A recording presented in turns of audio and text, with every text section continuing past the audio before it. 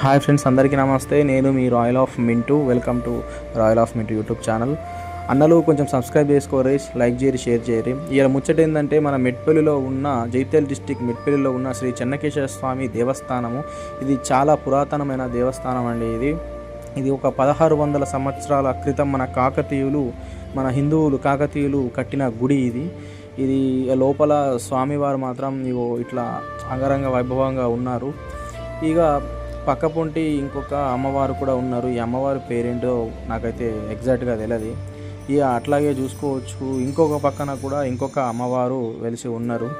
ఇక్కడ ఈ ఆలయంలో ఎట్లా అంటే, ఇక్కడ మిరాకిల్ ఏంటిదంటే, ఇక్కడ నాగబంధనం ఉందండి. ఇక్కడ కాకతీయులు కట్టినప్పుడు నాగబంధనం వేసారు. మీకు కనిపిస్తుందా? గుడి టాప్లో నాగబంధనం ఉంది. అట్లాగే కింద అల్లుబండ అనేది ఒకటి ఉన్నది. ఇక ఇక్కడ గుడి మొత్తం రాళ్ళు మాత్రం రాయితోని కట్టింది. స్తంభాలు మాత్రం మామూలుగా లేవు, ఇట్లా స్మూత్గా ఉన్నాయి. అంటే ఫస్ట్ ఇదంతా సున్నం ఉండేనట, ఇప్పుడు కొంచెం మోడిఫై చేసారు. ఇక కొంచెం పాలిష్ అది ఇది కొట్టేసారు.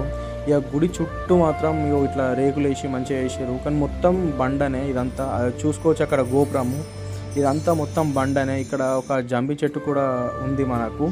జంబి చెట్టు ఇక్కడ దేవుడిది.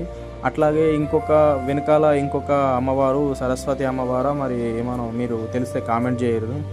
అయితే ఇక గుడి చుట్టూ మాత్రం ఇట్లున్నది. నాకు ఆశ్చర్యం ఏంటిదంటే, ఈ గుడిలో మొత్తం ఒకటి నాగబంధనం. నేను అసలు ఇంతవరకు ఎక్కడ చూడలేదు నాగబంధనం అనేది. ఇక్కడ ఈ గుడిలో ఉంది మెట్పల్ల.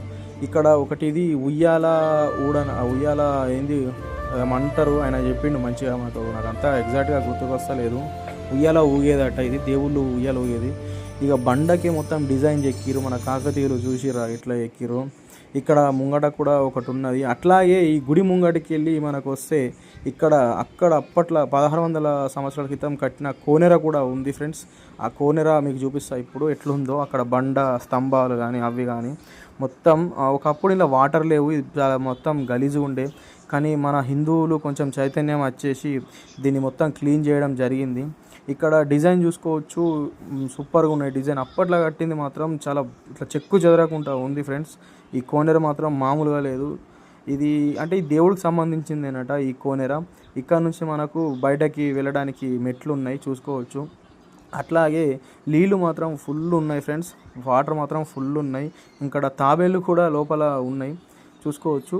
కానీ మంచిగా అంటే అప్పట్లో కోనెర మాత్రం ఇట్లా లేదు. అప్పట్లో చాలా గలీజ్గా ఉండే, నేను చూసినప్పుడు మొత్తం చాలా గలీజ్ చేసిర్రు.